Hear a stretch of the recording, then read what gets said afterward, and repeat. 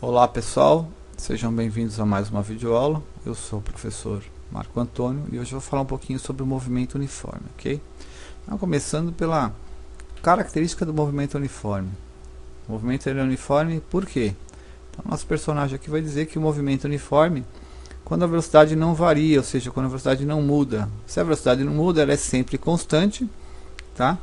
E essa daqui vai ser a característica do movimento uniforme, ser constante. Essa característica é importante, porque ela vai permitir que nós tenhamos uma função horária para esse movimento uniforme, que é essa função horária que a gente chama função horária do sorvete, S igual a SO mais VT, onde S é a posição final do móvel, SO é a posição inicial do móvel, V é a velocidade que não muda, que é constante, e T é o tempo final. Então toda vez que eu tiver uma posição final, eu tenho um tempo final e vice-versa, tá?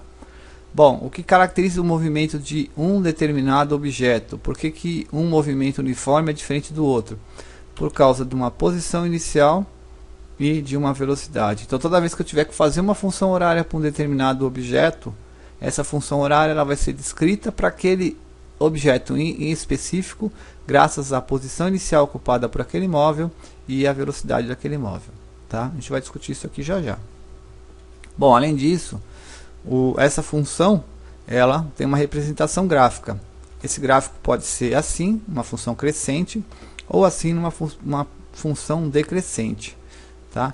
Então nesse caso aqui, o movimento ele é progressivo quando a função é crescente e o movimento é dito retrógrado quando a função é decrescente.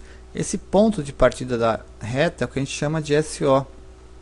Tá? Então ele tem um ponto, percebam que a reta não atravessa para o lado de lá desse gráfico, desse eixo S da posição.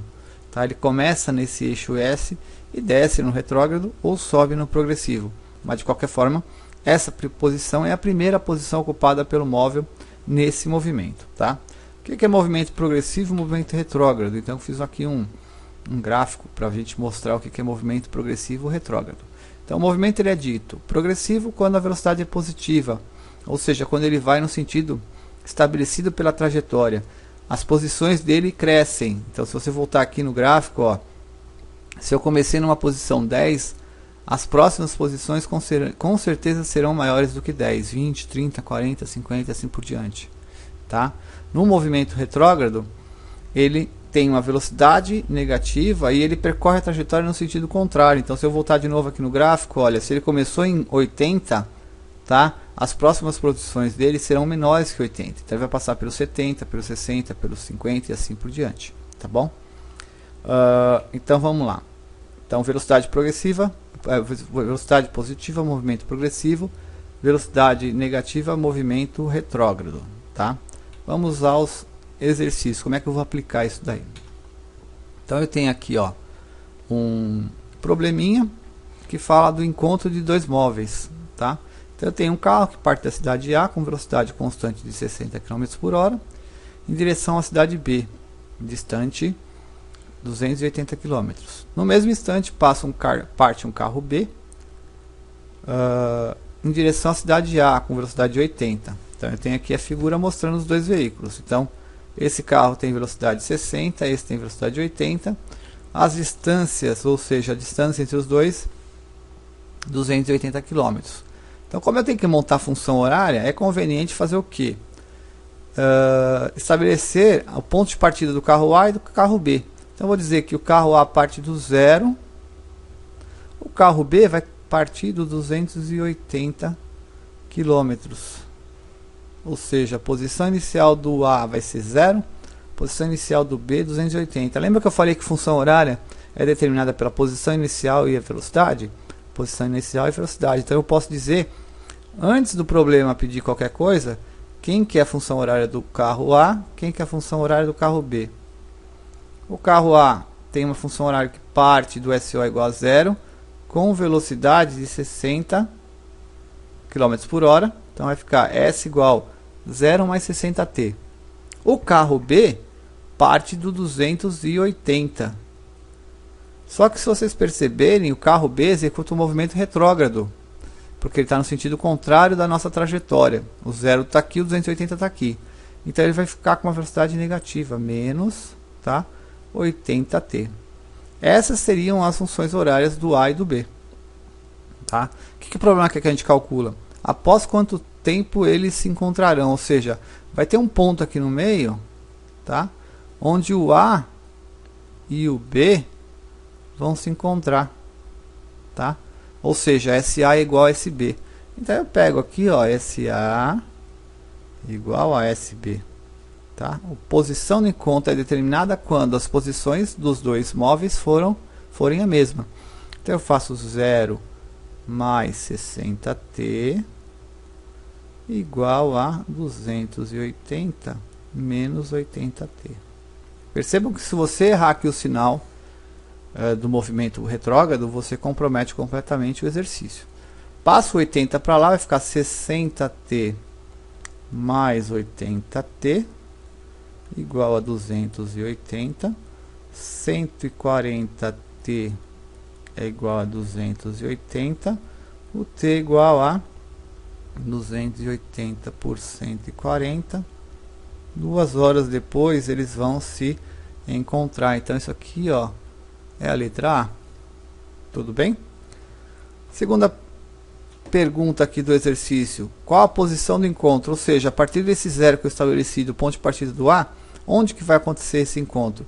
Se eu descobrir o tempo na função, se eu jogar aqui, vai determinar a posição. Então se eu pegar S igual a 0 mais 60t, eu vou dizer que 0 mais 60 vezes 2, o carro A vai estar na posição 120 km.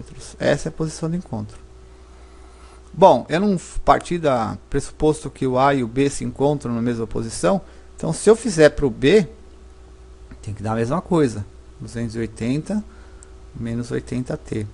S igual a 280 menos 80 vezes 2. 80 vezes 2, 160. 280 menos 60, menos 160, 120 km. Ou seja, se a posição do encontro, se para eu iniciar o exercício eu supus que a posição do encontro é a mesma, então o SA e o SB tem que ser igual. Tá? Na prática eu faço um só, ou esse, tá? Mas se eu quiser ter certeza que o exercício está correto, faça os dois, vocês vão perceber que as duas posições são iguais, ok? Continuando, um gráfico, né? O gráfico a seguir representa a posição de um móvel em função do tempo. Está aqui, ó. O movimento é progressivo porque o gráfico aponta para cima, ou seja, a função é crescente, tá? Velocidade é sempre distância ΔS sobre ΔT. ΔS está aqui, ó, variação aqui, ó. Tá? Ele sai da onde para onde? Ele sai de 16 para 76, ou seja, final menos inicial dividido pelo tempo final menos inicial, que é zero. Não vou nem colocar. A velocidade desse móvel é 60 sobre 10, ou seja, 6 metros por segundo. Tudo bem? Então, o que eu fiz aqui? Eu peguei, calculei, primeira coisa, determinei que tipo de movimento que ele é, progressivo, de cara. Segunda coisa que eu faço é calcular a velocidade, tá? Calculei velocidade, vou determinar agora a posição inicial, ó. O gráfico parte do 16. Então, o SO é igual a 16 metros, tá? Independente do que o programa pedir, eu já tenho função horária. S igual SO mais V vezes T. Vamos lá, o que ele quer? Qual a função horária? S igual 16, que é a posição inicial, mais 6, que é a velocidade, vezes o T, que é tempo. Tá? Qual instante ele passa pela posição 64 metros?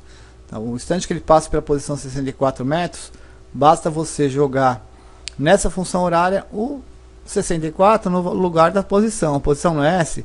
Então ficamos com 64 igual a 16 mais 6t. 64 menos 16, passo 16 para lá, igual a 6t. E o t é igual a 64 menos 16, 48 sobre 6, ou seja, 8 segundos após, ele vai estar nessa posição 64 metros. Tudo bem? Então, se eu pegar o ponto aqui 64, eu vou ter um correspondente t igual a 8 segundos. Ok? Bom, o último exercício é esse aqui, ó. Ele fala de um veículo que no instante t, instante tempo igual a 0, vai sempre determinar o início do movimento.